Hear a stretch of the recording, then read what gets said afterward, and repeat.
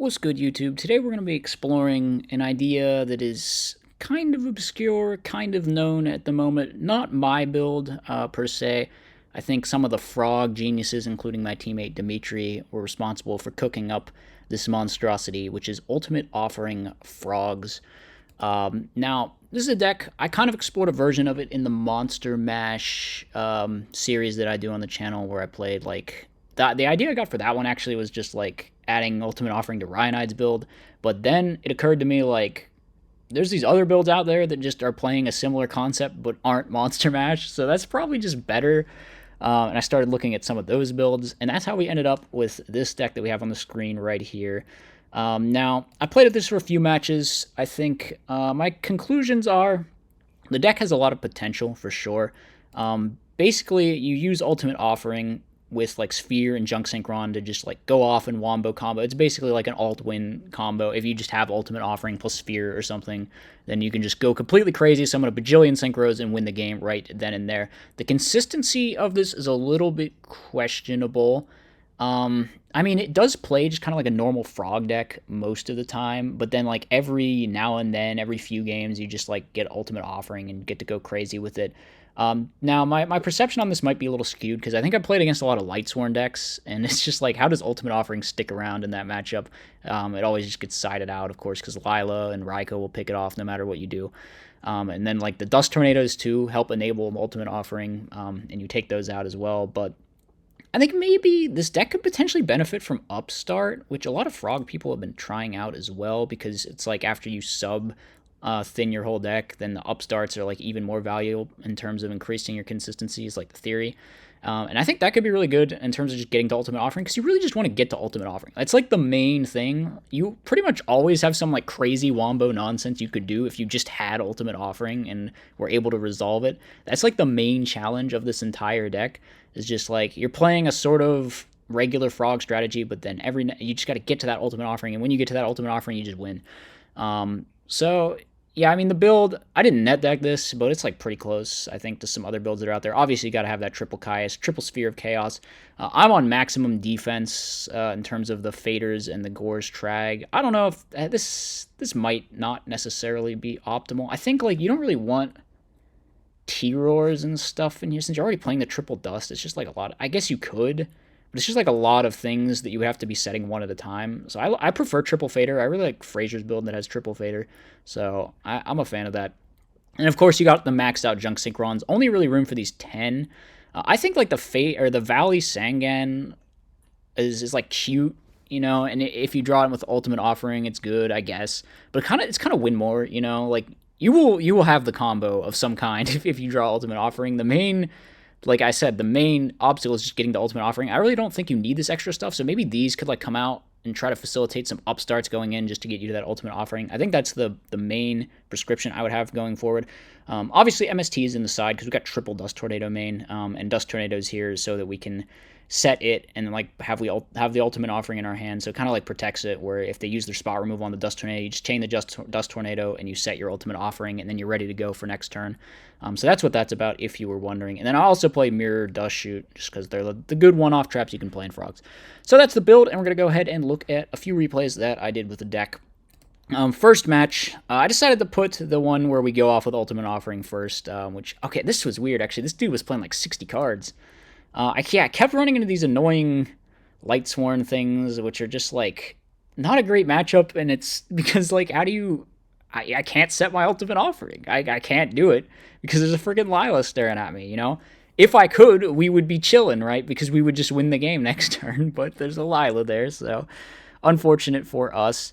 I think at this point, we choose to take the Lila with the Econ. So this does look really good, unless he happens to draw into Dark Arm Dragon, because he's exactly 3 Darks. And you're going to see what happens. I might have spoiled it a little bit, but yeah. Okay, yeah, this would be amazing, right? Unless he just happens to draw into Dark Arm Dragon in his 60-card deck at the exact moment right now when he's on 3 Darks, which is what happens. Which is very funny, very funny. Okay, well, we're getting memed. So we kind of do just lose everything, including our Ultimate Offering, which was going to win us the game next turn, but twas not to be. Twas not to be. They had the Lila anyway, so it's not like we were ever resolving Ultimate Offering this game. We got a Fader to stay alive, obviously. At this point, I think we go for the Heavy Storm, and then go for the Sphere, and then we get that Junk Synchron, which we could potentially use to make a level 6 Synchro, like Brio or Goyo, and out the Dark Arm next turn, and then I bounce the Sphere to make sure we can stay alive. But then they draw into Burial, so it's just like, alright, well, now they have more Darks, so we're not even going to be able to keep this Gores around. It's going to be all in on our next turn play.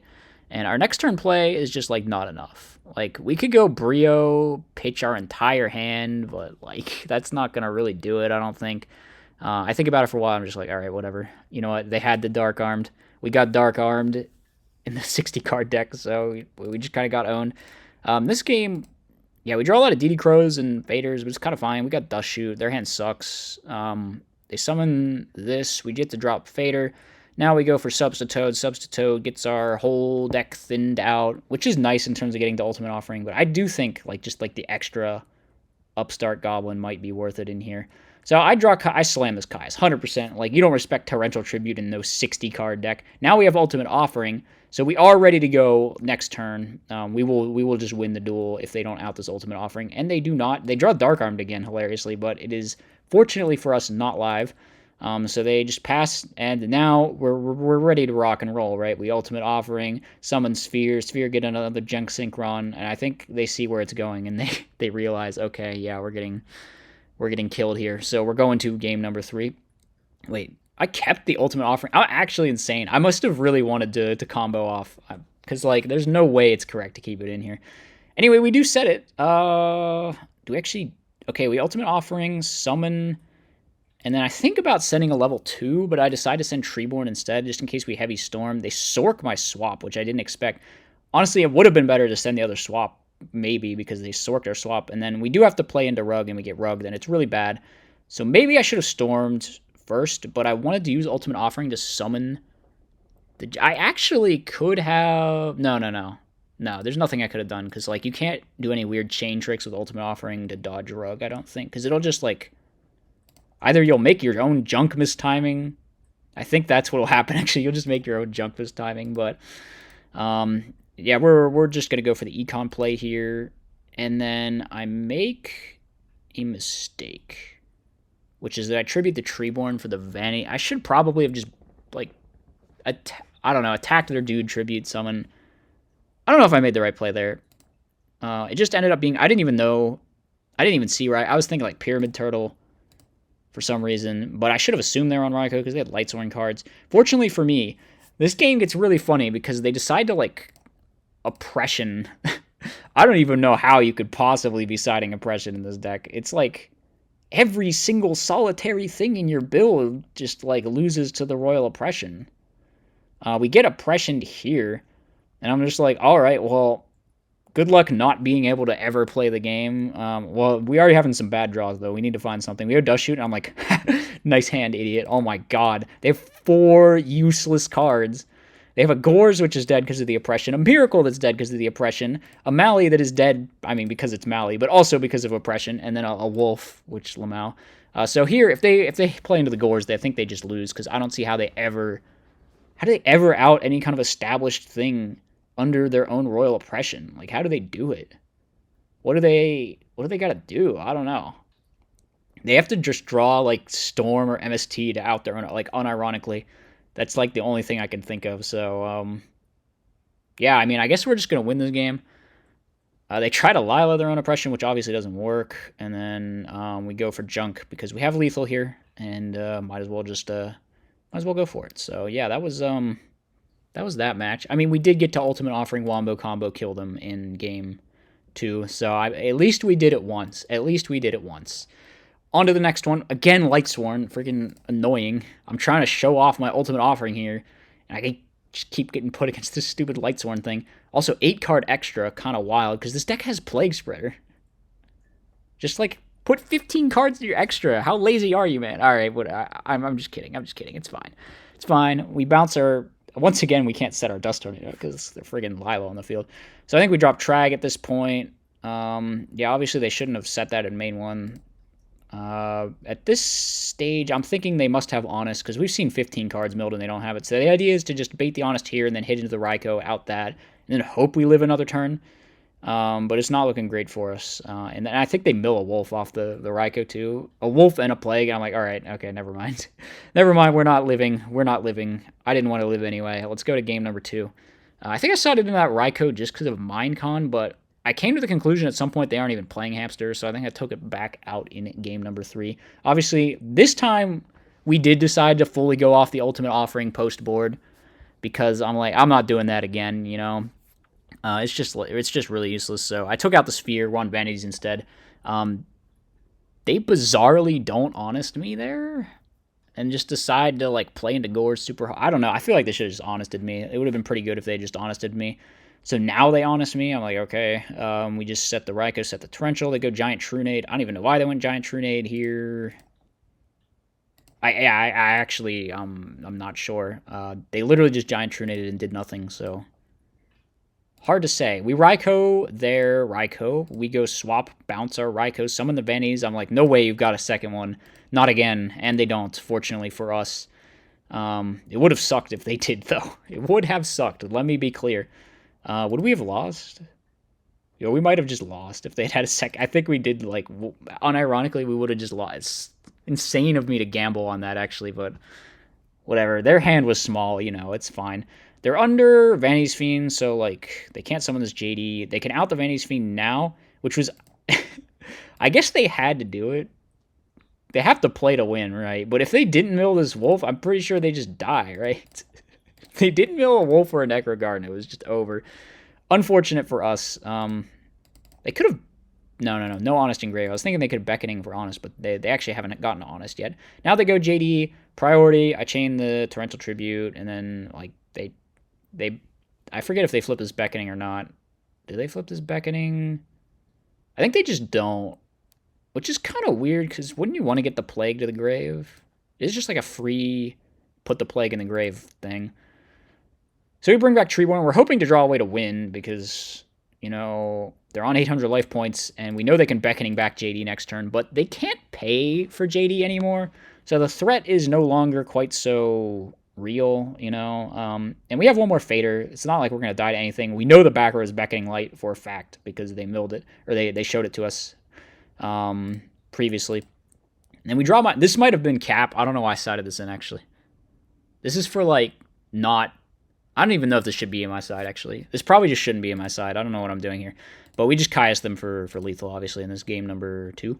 Then we go to game number 3. Game number 3... What do we... This was a... Why are they keeping in all this spell trap? Is it because they saw Ultimate Offering at some point in game 1? Did they? Or did they just, like, not side out their spell trap hate against frogs? I don't know. I feel like at most you maybe keep Typhoon in against frogs, depending. It depends. Like, obviously, if you know the build you're up against and you know it, like, sides into a bunch of back row or plays a bunch of back row or whatever, like, that's, like, a different story. But I don't know. This is a little bit odd. Anyway, this was really solid because they didn't have Honest. So we can just run over everything, then do the whole get everything out of our deck with Substitute. Unfortunately, I think we did mill our dupe frog earlier, so we only get to end on 1 dupe, which means we're on 1 fewer cards. They go for the JD. I think we don't drop Trag. We just want to use it to keep ourselves alive as long as possible so we can stall with these Faders. I lure, I get rid of the Trag, and then we're pretty sure they aren't just saving the Honest again, so we hit over that. They draw into Brain Control. They decide to go for it here. I hold the Crow. I'm just like, all right, we got double Fader. We're chilling. We hit over the Wolf, so we have now cleared multiple Wolves here. They flip up the Raikou. They try to Avarice, but we have DD Crow to stop that, which is really nice. I think they didn't declare targets, which is, I should probably do that. Especially post-board, playing Lightsworn. You would have to think the Crow would be a thing. And maybe here I should have summoned Cyber Valley. The Cyber Valley felt kind of awkward to me the whole time, honestly. I just never had, like, some crazy Econ Cyber Valley play. It's just, like, yeah, like I said, it's kind of win more. I think I'd probably take this out. Probably take this Sangan, and I'd have to think something else. Take out, and then play upstarts. Maybe even Trag. Just, like, anything to give me room for them upstarts. I'm thirsting for those upstarts. So we just win this one. We draw into Junk Synchron, and I'm like, oh, I guess the game is over. We summon Brionic, bounce it just in case it's Mirror Force, and attack for lethal. No Necro Gardener or anything down there. Final match. This one wasn't a full one, but I decided to tack it on at the end anyway. So we just do a pretty standard frog opening, set the Dust Tornado. It was a little bit gambly setting the Dust Tornado, but I figured we got Fader anyway to be a pseudo Treeborn Frog for us. At least put a body on the board. We end phase Dust one of them. This guy's actually just a maniac and set his whole hand. He tries to Oppression Treeborn, which is the smartest Blackwing player alive, I guess. Maybe? No, it's 100% right to always Caius the Shura there. I guess Oppression is kind of better than us, or better against us than you might think, but I don't know, we just draw another Caius anyway, so I'm like, alright, we can out that Oppression whenever we want. We go for Sphere, get a Junk Synchron. I maybe should have added the Sangan this time. I know I've been talking about siding out the Sangan, but it's like I already have a Junk Synchron, so what do I really need a second Junk Synchron for? It's kind of just redundant. Here, this obviously doesn't actually clear the Sphere of Chaos, which is funny. We draw into Brain Control, which is like, alright, we're just gonna go for game here then. Attack for some damage, and then main phase 2 Caius for 1,000 points, and that is going to be it, going on to game number 2, and this is where I think that they rage quit at some point. Yeah. That's a shame. We could have done something with Ultimate Offering, maybe, possibly. I know, they just scoop when they see me coming off with sub. Yeah, there was no reason for them to scoop this, honestly. They could have drawn plenty of good things to, like, I don't know, whatever. They were just smartest Blackwing player, what can I say? All right, well, that about wraps it up. That was a brief showcase of the Ultimate Offering Frogs deck. Like I said, would have liked to see Ultimate Offering a bit more. I guess we were kind of siding it out, or it's just not good against those Lightsworn matchups is the thing. But, yeah, probably put an Upstart Goblin. That's the main thought. I think the deck has some serious potential. It is just like, it's Frogs on a fundamental level. But also you have this crazy alt-win con, and I think that's a really cool aspect mixed into the deck. So anyways, let me know what you thought in the comments section. Hope you guys enjoyed, and I'll see you next time. As always, be sure to like, comment, and subscribe. Furthermore, if you enjoy my content, you should think about becoming a channel member. You get access to tons of bonus content, and it's a great way to help support the channel.